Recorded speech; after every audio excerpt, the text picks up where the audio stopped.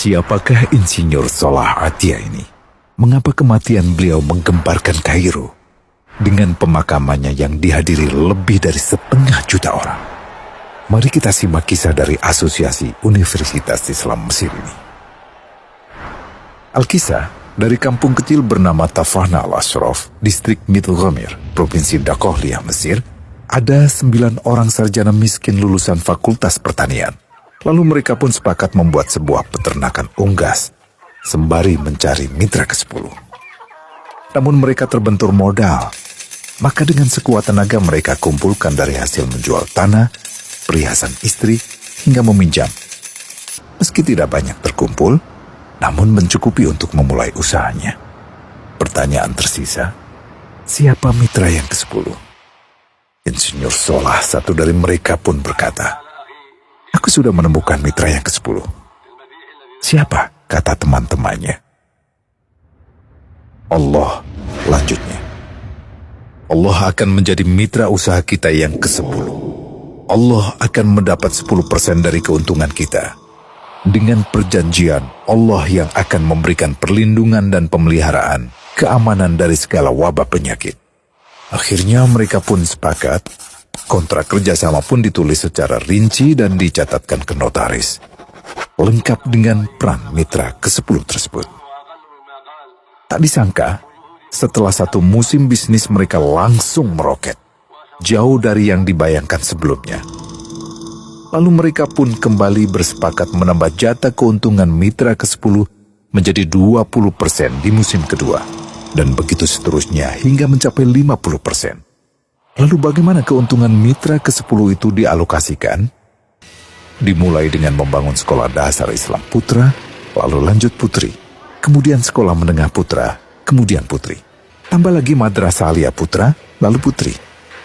Tapi karena keuntungan terus membanjir, akhirnya dibentuklah Baitul Mal. Dan mereka pun mengajukan ke pemerintah untuk membangun universitas di kampung. Awalnya ditolak dengan alasan tiadanya akses bagi para mahasiswa.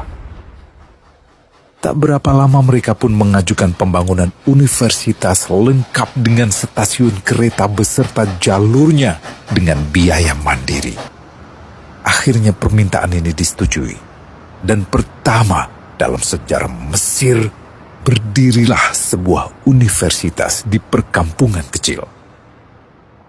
Semakin berkembang, dibangun pula fakultas kedua, ketiga, keempat hingga asrama putri dengan kapasitas 600 kamar. Lalu asrama putra dengan 1.000 kamar.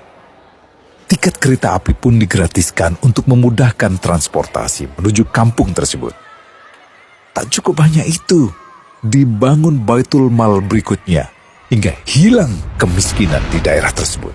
Dan program ini diduplikasi ke kampung-kampung lain hingga bisa dikatakan tak ada kampung yang disinggahi Insinyur Solah kecuali akan dibangun Baitul Mal untuk warga.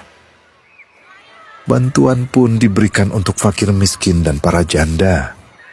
Pemuda pengangguran pun dilatih untuk mengelola perkebunan sayur hingga mandiri, bahkan sampai bisa mengekspor ke negara tetangga. Pada saat panen raya, seluruh penduduk dikirimi paket sayur. Di hari pertama Ramadan diadakan buka puasa bersama untuk seluruh penduduk desa. Mereka memasak dan hadir ke lapangan yang dipenuhi beraneka makanan. Disiapkan juga perabotan untuk gadis-gadis yatim yang ingin menikah. Dan ini semua merupakan sedikit dari banyaknya kebaikan yang dilakukan oleh Insinyur Solah. Hingga pada akhirnya disepakatilah keuntungan perusahaan 100% untuk Allah. Insinyur Solah yang awalnya adalah salah satu mitra usaha berubah menjadi karyawan Allah.